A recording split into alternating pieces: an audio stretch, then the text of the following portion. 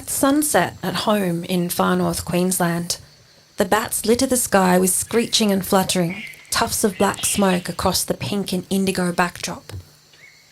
In fact, the bats are considered a pest, and I'm told that there is someone whose specific job it is to deter the bats from roosting too close to shops by waving them away with a pool noodle.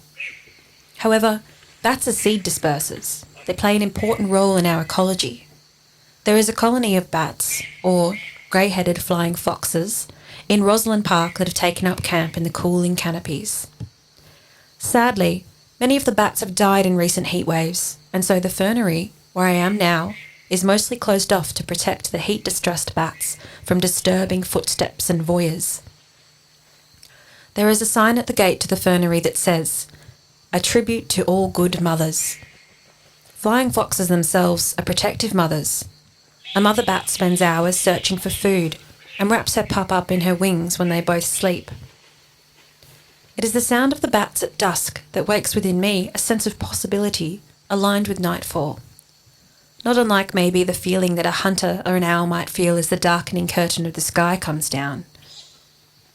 Right now, the bats are mostly asleep, hanging from the trees like mangoes or ripe fruit about to drop. During the warm months, the bats will spread their spindly wings out to cool down, and always they make noise. Chattering and tweeting and screeching, an endless call and response that creates a cacophony of sound. But if you stop to listen closely, you can also hear the birds, the cars, the wind rustling through the trees.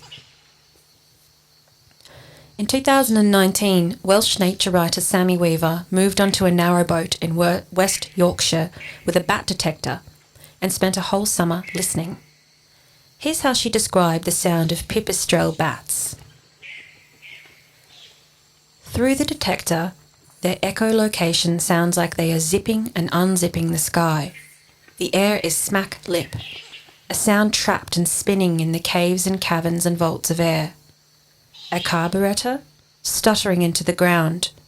Now a stampede of little feet turning into hooves. Now a ratchet winding through its teeth. Twittering drip music far off collides into my face like a helicopter.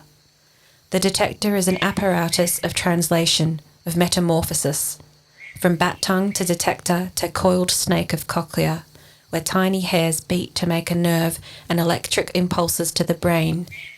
There is nothing self-contained about hearing, no isolation in the act of listening. Notice that Weaver uses unexpected imagery to describe the sound of the bats. Sound is difficult to describe. There's nothing visual to lean on. But if you dig deep into your own experiences and memories, you can find unique perspectives on sound, and this is an opportunity to create rich and surprising writing. The way that Weaver describes their echolocation sounds as zipping and unzipping the sky, and a stampede of little feet turning into hooves. These are images that we all recognise, but may not have used to describe sound. Let's write the oral landscape of where you are now. As Weaver says, there is no isolation in the act of listening. So listen closely.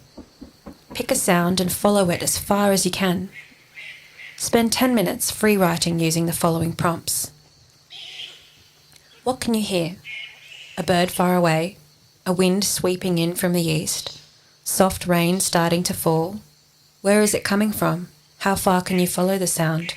From the origin of the cloud, the way it hits the muddy ground or the hard concrete. What else can you hear? Cars in the distance, a bird making a sound. Which bird is it? What is it doing here right now? Is it a migratory bird? Has it flown a long way? Why is it making that sound? Does it sound like casual chatter? Or is it a call of warning? Is it elegiacal or celebratory? What responses is it getting? Are other birds replying? Is its cry getting carried away by the wind? Where is the wind coming from it, and what sounds travels along with it? And where will these sounds land? Try to use unexpected imagery to describe these sounds.